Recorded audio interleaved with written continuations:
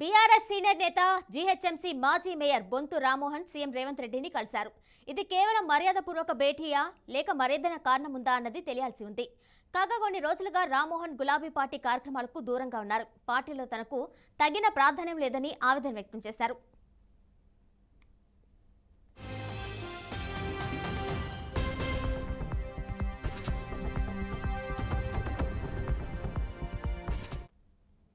Telangana assembly ఎన్నికల్లో ఓటమి తర్వాత బీఆర్ఎస్ నేతలు వరుసపెట్టి టీపీసీసీ చీఫ్ ముఖ్యమంత్రి రేవంత్ రెడ్డిని కలవడం రాజకీయ వర్గాల్లో దుమారం రేపుతుంది. ఇప్పటికే ఉమ్మడి మెదక్ జిల్లాకు చెందిన నలుగురు రాజేందర్ నగర్ ఎమ్మెల్యే ప్రకాష్ గౌడ్లు సీఎంతో భేటీ అయ్యారు. తమ సమస్యలను ముఖ్యమంత్రి దృష్టికి తీసుకెళ్లేందుకే ఆయన కలిశామని వారు చెప్తున్నప్పటికీ రాజకీయ కారణాలు ఉన్నాయని మీడియాలో ప్రచారం జరుగుతుంది. దీనికి తోడు వచ్చే పార్లమెంట్ ఎన్నికల తర్వాత బీఆర్ఎస్ ఖాళీ అవుతుందని కాంగ్రెస్ నేతలు చెబుతూ ఉండడం అనేక అనుమానాలకు తావిస్తుంది. తాజాగా బీఆర్ఎస్ సీనియర్ నేత GHMC mayor Bonthu Rammohan CM Revanth రెడ్డిని కలిశారు.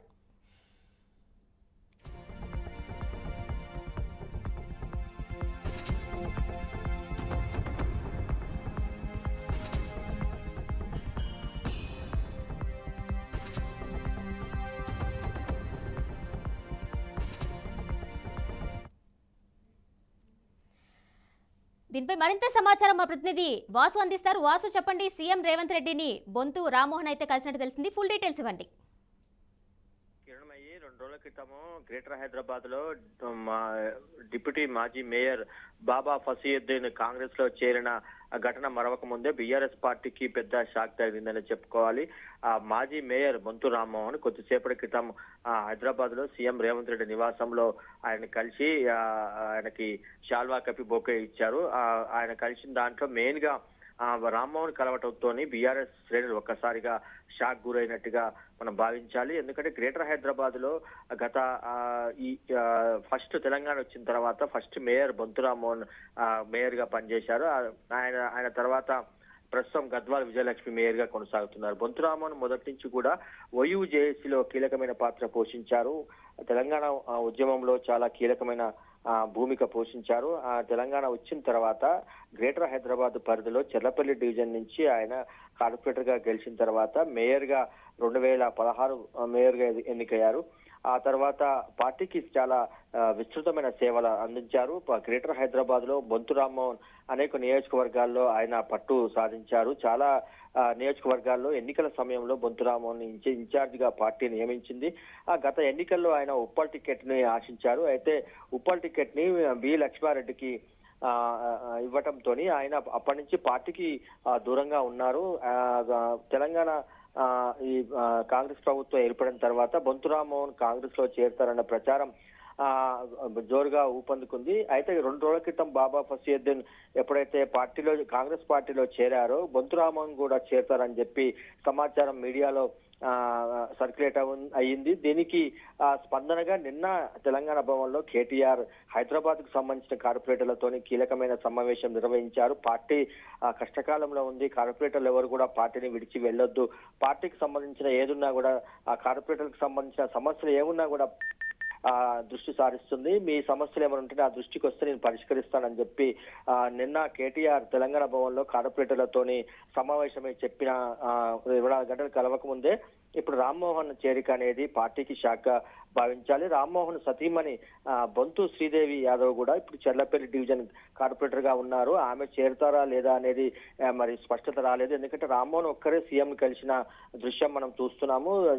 శ్రీదేవి యాదవ్ అయితే సీఎం కలిసిన దాంట్లో అయితే లేదు. మరి ఆమె పార్టీలో కొనసాగుతారా, రామ్మోహన్ తో పాటు కాంగ్రెస్ లోకి వస్తారా అనేది ఇంకా క్లారిటీ లేదు. మొత్తానికి రామ్మోహన్ చేరిక అనేది బీఆర్ఎస్ పార్టీకి ఒక రకమైన షాక్ అనే చెప్పాలి. బాబా ఫసీయుద్దీన్ డిప్యూటీ మేయర్, ఇప్పుడు మేయర్, మాజీ మేయర్ వీరిద్దరు కూడా 2-3 రోజుల వ్యవధిలోనే పార్టీకి గుడ్ బై చెప్పడం అనేది బీఆర్ఎస్ పార్టీకి ఒకంత కలవరానికి గురి చేసే అంశమే.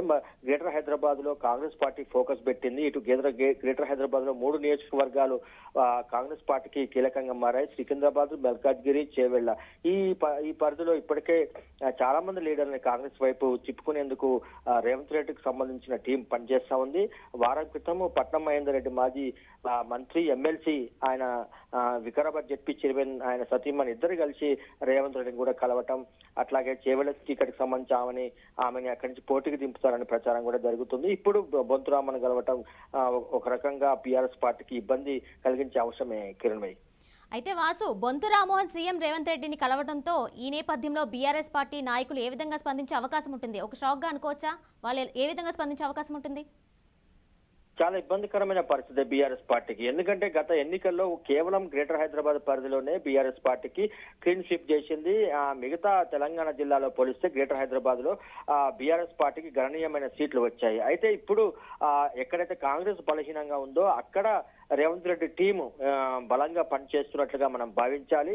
ఇంతకు ముందు పట్నం మహేందర్ రెడ్డి మాజీ ఎమ్మెల్సీ రంగారెడ్డి జిల్లాలో చాలా పట్టు ఉంది ఆయనకి. ఆయన సోదరుడు కొడంగల్లో రేవంత్ రెడ్డి మీద పోటీ చేసి నరేందర్ రెడ్డి ఓడిపోయారు.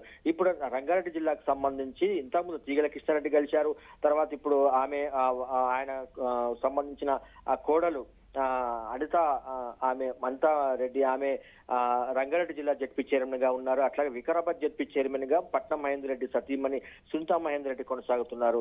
అటు రంగారెడ్డి ఇటు వికారాబాద్ రెండు జెడ్పీ చైర్మన్లకు సంబంధించిన వారు కలవటం అనేది కాంగ్రెస్ పార్టీలో చేరికకు ముహూర్తం ఖరారు చేసుకోవడంతో బీఆర్ఎస్ కి ఇబ్బందికరమైన పరిస్థితి అనుకోవాలి. ఎన్నికలకు ముందు మల్కాజ్గిరి మేడ్చల్ జెడ్పీ చైర్మన్ సుధీర్ రెడ్డి తనయుడు శరత్ చంద్రారెడ్డి కూడా మల్లారెడ్డికి వ్యతిరేకంగా ఆయన ఎన్నికలకు ముందే చేరారు. అంటే ఓవరాల్ గా రంగారెడ్డి జిల్లాలో పాత ఉమ్మడి రంగారెడ్డి జిల్లాలో ముగ్గురు జెడ్పీ చైర్మన్లు కాంగ్రెస్ పార్టీలో చేరినట్లుగా మనం భావించాలి. ఇప్పుడు మాజీ మేయర్ అట్లాగే మాజీ డిప్యూటీ కూడా కాంగ్రెస్ పార్టీలో చేరటం అనేది బీఆర్ఎస్ పార్టీకి ఒకంత ఇబ్బందికరమైన పరిస్థితే. రానున్న లోక్సభ ఎన్నికల్లో ఈ బొంతురామోనికి మరి మల్కాజ్గిరి టికెట్ ఇస్తారా లేకపోతే ఇంకెక్కడైనా అకామిడేట్ చేస్తారనేది ఇంట్రెస్ట్ గా మారింది. మొత్తానికి బొంతురామోహన్ మొదటి నుంచి కూడా పార్టీ ఆవిర్భావం నుంచి కూడా పనిచేశారు, కీలకంగా వ్యవహరించారు. పార్టీ తెలంగాణ వచ్చిన తర్వాత ఆయనకి కీలకమైన హైదరాబాద్ మేయర్ పదవిని పార్టీ అప్పగించింది. ఆ రకంగా ఆయన పార్టీకి కూడా విస్తృతమైన సేవలు అందజేశారు. విద్యార్థి నాయకుడిగా కూడా ఆయన సేవలు అందించారు.